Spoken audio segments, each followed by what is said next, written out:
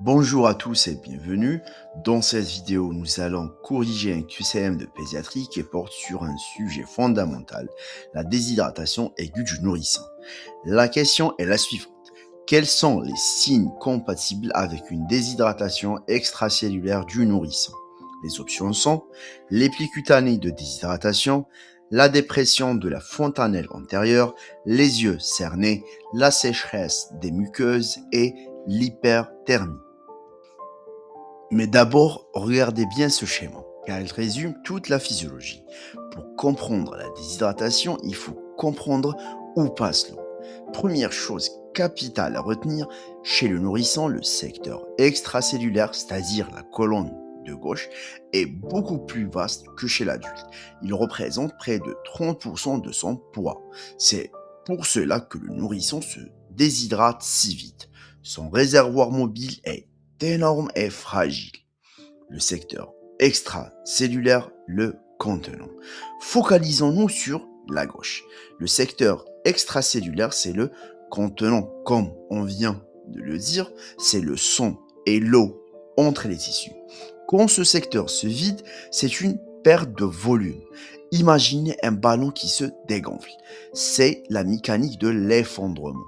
La peau s'effondre, c'est le pli cutané. Le crâne s'effondre, c'est la fontanelle déprimée. Le visage s'effondre, ce sont les yeux cernés. L'urgence ici, c'est le choc. Le cœur n'a plus rien à pomper. C'est une urgence hémodynamique. Passons au secteur intracellulaire, le contenu. Passons à droite, le secteur intracellulaire. C'est le contenu, comme on vient de le dire, c'est l'eau dans la cellule. Quand ce secteur se vide, c'est une perte d'eau pure, souvent par hyperosmolarité. Ici, la mécanique n'est pas l'effondrement, c'est la sécheresse. La cellule crie qu'elle a soif, c'est la soif vive. Les tissus s'assèchent, c'est la sécheresse des muqueuses.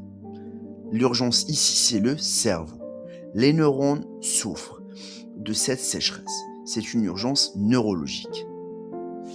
Donc, pour revenir à notre QCM, on vous demandait les signes extracellulaires, vous deviez chercher les signes d'effondrement, la colonne de gauche, et éliminer les signes de sécheresse, c'est-à-dire la colonne de droite.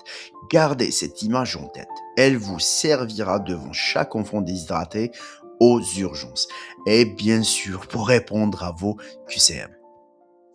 Donc, passons aux propositions.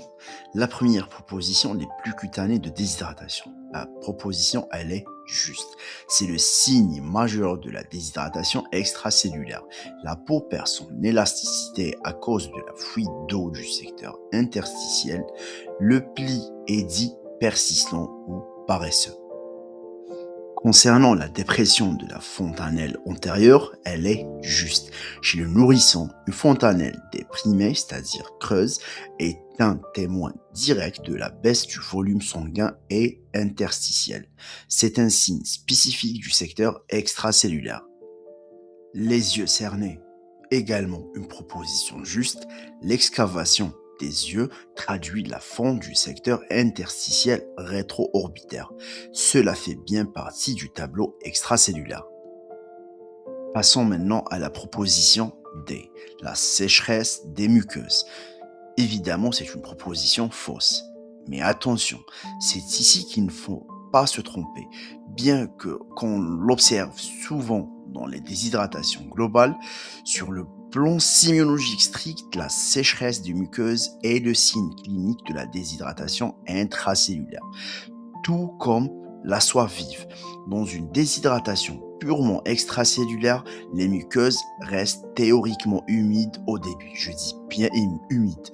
Si on faisait un cas clinique juste pour le plaisir, on n'était pas tenu par l'examen et l'exigence de l'examen, peut-être que j'aurais donné une autre réponse. Mais là, on va dire que la proposition n'est pas à cocher. Terminons maintenant avec la dernière proposition, l'hyperthermie. La fièvre n'est pas un signe de déshydratation extracellulaire. Elle peut en être la cause ou apparaître lors d'une déshydratation intracellulaire, mais elle ne définit pas le tableau clinique extracellulaire. Pour conclure, j'espère que cette analyse vous a été utile. Retenez l'essentiel, la distinction entre les signes extra et intracellulaires n'est pas qu'un détail pour réussir un QCM, c'est ce qui vous permet d'anticiper le type d'urgence face à un enfant. Du côté, le risque de choc, de l'autre, le risque neurologique. Savoir lire ces signes, c'est déjà commencer à agir. Merci pour votre attention et à très bientôt pour d'autres QCM.